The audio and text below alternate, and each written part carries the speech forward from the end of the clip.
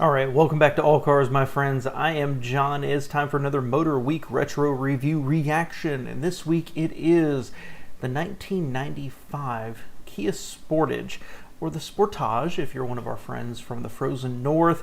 And okay, this is not the most exciting vehicle I could have possibly picked. It's not really old enough to be interesting, and it's not that great, but I do have a couple of personal experiences with this car. The first is this car, the Sportage, is probably the first one where I looked at Kia and thought, that might be a good option. You know, I don't think it was as good as the CR-V or the RAV4. I never did. But if you could get 95, 99% and have it at a discount with a better warranty, this is the car that made me start to look at Hyundai and Kia and think, maybe they're a real option. The second thing is we do have some family history with this vehicle. My ex-mother-in-law bought one of these. I don't know what year it was exactly. I think it was a 96, but you get the idea. And it gave her many, many years of trouble-free service until she passed away. And my ex-wife inherited it, and it gave her more years of largely trouble-free service. It was not faultless, right? It had a problem with the ignition area, but it continued to serve wonderfully until it was totaled like a year ago, something like that. So we've got some experience with this, and it was all pretty positive. Now, that does not mean that my opinion of the vehicle is overwhelmingly positive, but I'm very interested to see what Motorweek said about it when it was brand new. Motorweek is made possible by Lucas Oil, Auto Value and Bumper to Bumper, and TireRack.com. You don't have to be an expert to know that sport utility vehicles like this Ford Explorer are the hottest things on four wheels today. But as prices keep climbing, many potential buyers are getting discouraged.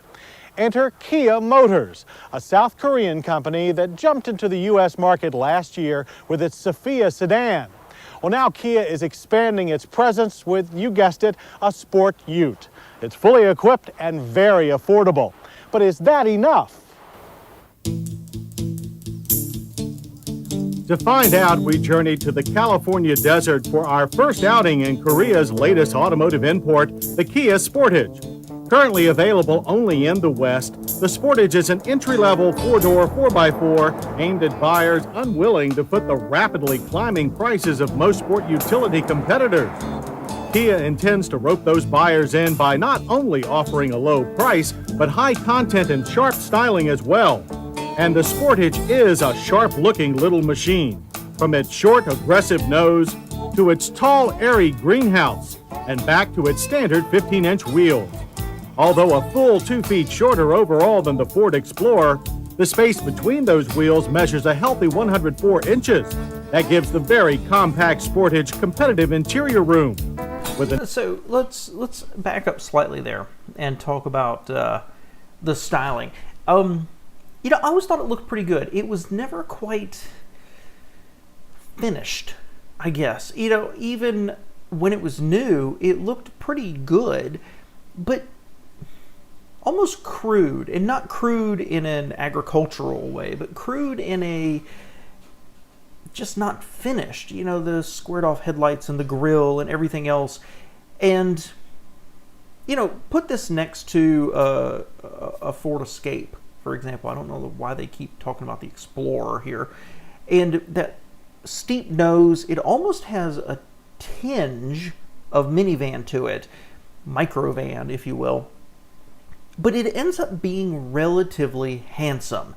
It just looks like an amalgamation of old, right? Like it's not quite contemporary for its time. That's my opinion, right? The styling wasn't terrible, but like it just didn't have any elegance to it. It didn't have any finesse to it.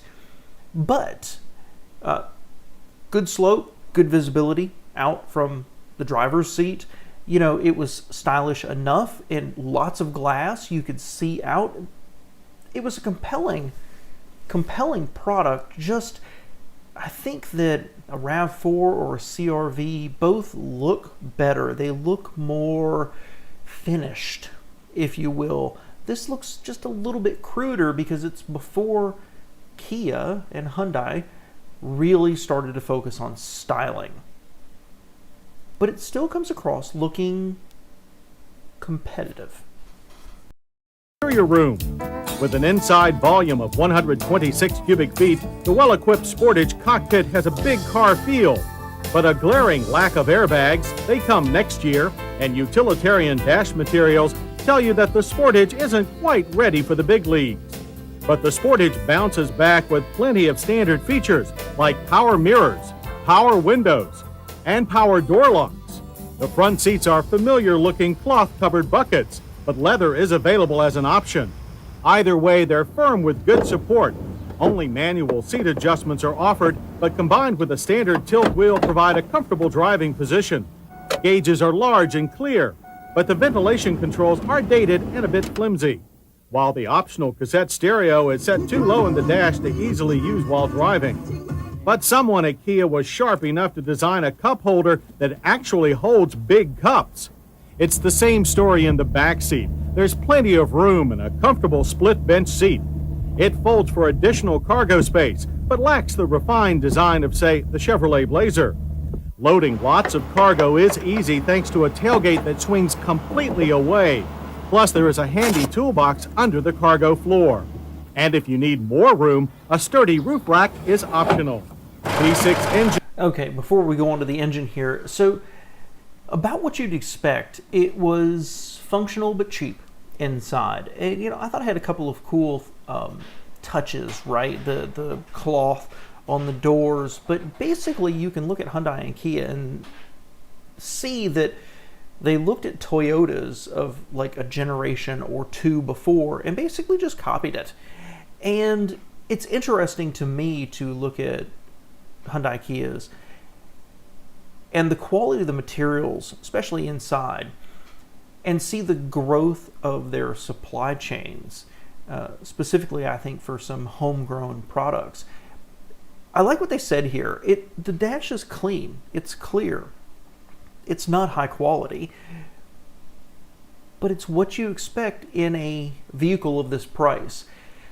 I disagree slightly with their assessment of the HVAC controls as out of date and flimsy. I won't say that they're not flimsy, that they're not that Toyota feeling, right? But out of date, I guess because they didn't want levers on it at the time. I don't know I agree with that. I think they were, and I found them to be very clear and easy to use. So good enough, you know, the stereo was fine, the gauges were clear, the dash was cheap. And that's the thing, as this car got older, on the outside, the paint started to fade, it didn't hold up super well. And the inside looked dated very, very quickly. Not a dash, materials, and design that 10 years, 15 years later, you're like, yeah, that held up pretty well. This just didn't. It just looked dated very quickly. And that's partly because of the quality of the materials they used. But for the price, I'm interested to hear what they say there. You know, it's fair enough. Rear seat space looked fine. Rear seat comfort looked okay, and the rear cargo space looked okay. I'm glad that these small sport utilities, these fake utes, got away from hanging the spare tire on the back there. That's just a hassle. But a cool little vehicle. Engines are all the rage in today's sport utilities, but the economy-oriented Sportage gets four bangers only. Two-wheel drive models sport a 2-liter single overhead cam engine that makes only 94 horsepower and 114 pound-feet of torque. Four-wheel drive models take on a more powerful dual cam version with 139 horsepower and 133 pound-feet of torque. That's a huge jump. Holy crap, from 90 to 140? That's pretty impressive for getting that dual overhead cam. pretty impressive jump. Not the best engine in the world. Again, from a personal experience, the engine was fine. The engine went and went and went. It was never as refined. It was never as smooth as you would find in a Toyota or a Honda, for example. But in terms of holding up, it was fine. And I think at this point in Kia's history, certainly coming here with the Cephia, which I always liked, I want to say, that was a miserable car.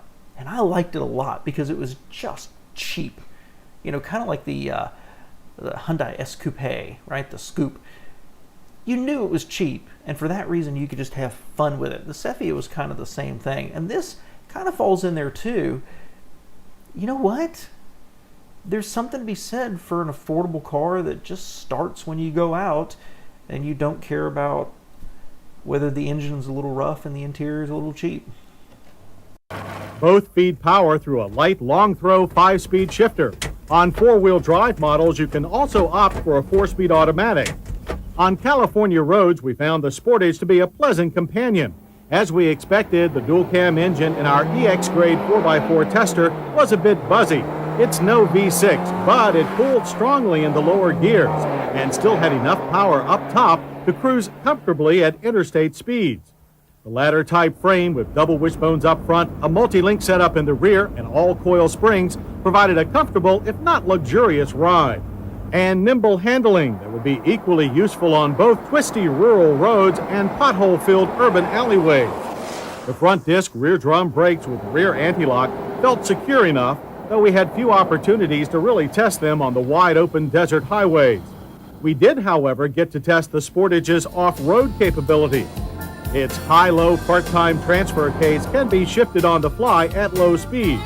On dirt and in soft sand, the Sportage charges along with the best of them and would make short work of the heavy rains and winter snows that most modern 4x4s are purchased to conquer.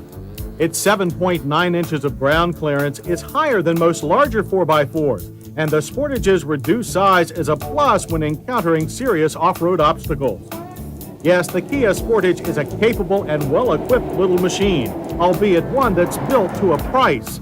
And that... I mean, give me a break about that testing, right? That dirt road, I could drive my Honda Accord down that. But it is cool that this little sport utility here had an actual four-wheel drive system. You know, more like the Geo Tracker than the unibody CRV and RAV4, as a matter of fact. This was a little bit of a tougher little vehicle. I do not think that it has any real off-road chops. I would not put this up against a Wrangler, for example, even when my old 90s Wrangler with a 4-banger in it. But kind of cool it had it, you know what I mean? I just wish they'd done a little bit more than driving down dirt. Price, now that we've finally gotten to it, is pretty tempting. 2-wheel drive models start at only $13,995. 4-wheel drive models start at $15,295. And the top-line EX 4-wheel driver is $16,195. If the Sportage looks good to you, and you don't live in one of the 13 western states where it's available, be patient. Kia Motors America plans a rapid expansion over the next 2 years. And the Sportage, as well as the Sophia sedan, should be available everywhere by 1997. By then, we'll know if this promising newcomer has what it takes to carve out its own niche in the hostile sport utility market. It's no Range Rover, and that's its plus. To the 4x4 buyer on a budget, the Kia Sportage is a snappy new name with a lot to offer. I wish they'd done a price comparison with some of the contemporaries. You know, they talked about the Explorer and they talked about the Blazer, and there was other options out there as well. I wish they'd done something to frame this relative to the year it was released in. But, you know, I've got really strong mixed feelings about this vehicle. I don't think it's overly beautiful, but I don't think it's repulsive. I think it's fine. But in the, like, do I want one? Not really. But if I had one, I think I'd be fine with it. I think it looks good enough, although I do think that the headlights came from the factory, kind of clouded over. It's kind of weird. The interior was not great, but it was fine. And it just kind of went. You know, this is an interesting one because they didn't do the acceleration, the braking, the road handling. They didn't do a lot of their other tests around this. So this is a little hard to talk about how it actually performs. But I always found it to be fine. And that's kind of how Kia started to build their name. You know, eventually they became part of Hyundai and became more the sporty side of Hyundai Kia. But a decent performer that looks cute and offers great value for the money. And you know, sometimes that's okay. And I would also like to say, there's a hint here, just a hint of X3 in this profile and in the front end. You do a little bit different with the headlights and the grille and some other touches, and they were on the same path. Let me know what you think below, guys.